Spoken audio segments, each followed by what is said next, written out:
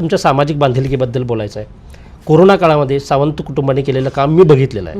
मी एक रिपोर्टर असल्यामुळे मला त्या गोष्टी माहिती आहेत. पण त्या लोकांना कळाव्यात असं मला वाटतं आणि ते तुम्ही सांगा. कोरोना काळामधली भयान परिस्थिती आणि त्या काळात नागरिकांचे झालेले हाल. सावंत कुटुंब व्यथित झालं होतं हे सगळं बघून. नक्की, खूप जास्त. म्हणजे त्यावेळेला आमचं मुळशिंगीचं हॉटेल 712 नुकतंच चालू केलेलं होतं आणि वर्धा 1 वर्ष झालं होतं चालू करून. वर्धा पण झाला 19ला. हा 19ला कोरोना नव्हता, 21ला कोरोना आला. 19ला महापूर आला कोल्हापूरमध्ये. मी तिथून सुरुवात करते. जेव्हा 19ला आमचं राजारामपुरीमध्ये होतं 500 स्क्वेअर फूट मध्ये हॉटेल, तेव्हा महापूर आला कोल्हापूरमध्ये 2019ला. त्यावेळेला लोकांची अशी अवस्था होती की घरात चूल पेटवून बनवून गॅस पेटवून खाता पण येत नव्हतं. घरात लोकांच्या गुडघ्यापेक्षा जास्त वरती पाणी होतं आणि लोकांना त्या जागेतून निघून सुरक्षित ठिकाणी पोहोचता येत नव्हतं. अशा वेळेला साहेबांनी आम्ही अशा वेळेला जवळजवळ अख्ख्या कोल्हापूरमध्ये हॉटेलचे जे काही मालक चालक आहेत त्या लोकांनी सर्वांनी मिळून 1500-2000 असे फूड पॅकेट दिले. पण आम्ही एकटे असे होतो जे आम्ही एकट्याने 1000-1500 डेली एक 5-6 दिवसाचा तरी तो फ्लो होता पाण्याचा. त्यावेळेला आम्ही डेली देत होतो ते. आणि बोटीतून जाऊन लोकांना त्यांच्या जे जिथं अडकलेले आहेत तिथून त्यांना सुरक्षित ठिकाणी पोहोचवायचं काम केलं होतं. आणि इथं अजून एक गोष्ट मला प्रामुख्याने सांगावीशी वाटते ती म्हणजे साहेबांना पोहता येत नाही आणि त्यावेळी कोल्हापूरमध्ये आरामात तुम्ही बुडू शकाल इतकं तरी पाणी होतंच. पण इतकी मोठी जीव आणि त्यांच्या कुंडलीमध्ये स्पष्ट लिहिलेलं आहे एकदम की त्यांना पाण्यापासून धोका आहे. अरे बापरे. हा, अशा वेळी सुद्धा त्यांनी मला पुन्हा एकदा विचारायचं आहे, कुंडलीमध्ये पाण्यापासून धोका आहे असं स्पष्ट लिहिलेलं असताना सुद्धा त्यांनी तो धोका पत्करला आणि लिटरली ते तिथून आल्यानंतर घरात असे लटलट करत असायचे.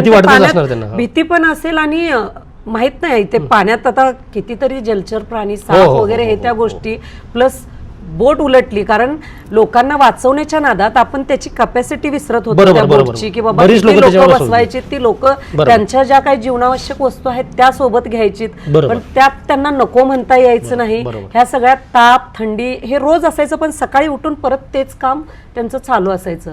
हा झाला महापुरातली वेळेचा किस्सा. आणि 2021 मध्ये जेव्हा कोरोना आला तेव्हा नुकतंच आमच्या हॉटेलला तिथल्या हॉटेलला मुळशिंगीच्या हॉटेलला 1 वर्ष पूर्ण झालं होतं आणि 21 मार्चला वर्ष पूर्ण झालं आणि 22 मार्च पासून लॉकडाऊन लागलं होतं. आणि माझी सिच्युएशन मी सांगते त्यावेळेसची की अशी होती, लॉकडाऊन ह्या शब्दाचा अर्थच माहित नव्हता, सगळ्यांनाच माहित नव्हता कोणालाच. आणि लॉकडाऊन लागलं, आम्हाला रोज हजारो माणसाच्यात राहण्याची सवय होती.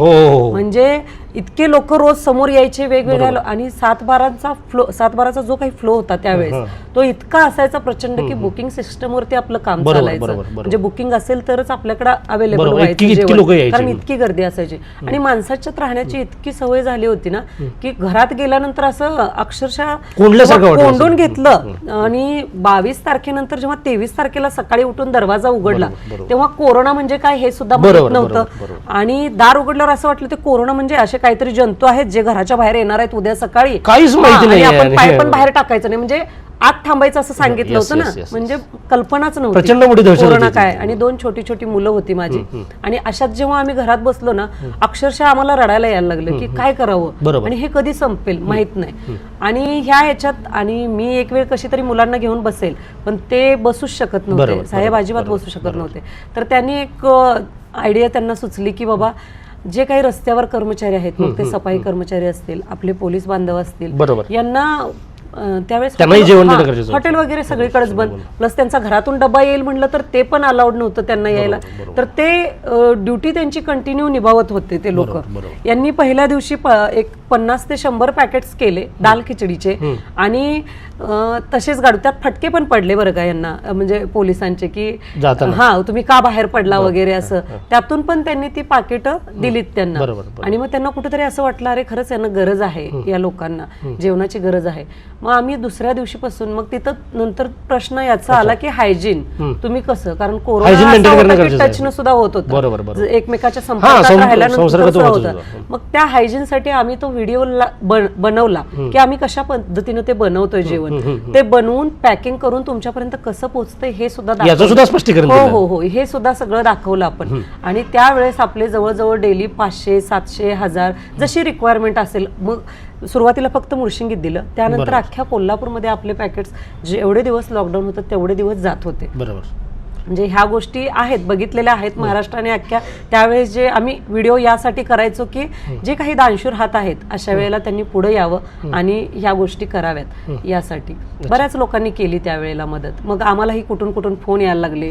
मग अशा वेळी आमचे गॅस सिलेंडर संपायला लागले. सिलेंडर संपल्यानंतर मग ते भेटत नव्हतं. मग काही लोक आम्हाला सिलेंडर आणून द्यायला लागले. सिलेंडर लोक तुम्हाला आणून दिलेले लोकांनी, चांगलं काम करताय, घ्या सिलेंडर आणि तुमचं काम चालू ठेवा म्हणून. हो, तो एक किस्सा आहे बराच. आणि त्याच्यानंतर 2 वेळा लॉकडाऊन पडलं. दोन्ही वेळेच्या लॉकडाऊन मध्ये आपण ते काम केलेलं आहे. हे दोन्ही वेळच्या लॉकडाऊनचं हो. आणि त्या कामात आम्हाला असं कुठंच वाटत नाही की आम्ही केलंय किंवा काय केलंय. आम्हाला कुठंतरी असं वाटतं ह्या लोकांच्यामुळे आज आम्ही आहोत, या लोकांनी आम्हाला उभं केलंय. मग कोल्हापूर असू द्या किंवा अख्खा महाराष्ट्र असू द्या, त्या लोकांच्यामुळे आम्ही आहोत आज. तर आम्ही नक्कीच त्यांचं कुठेतरी काहीतरी देणं लागतो, या भावनेने आम्ही ते केलेलं आहे.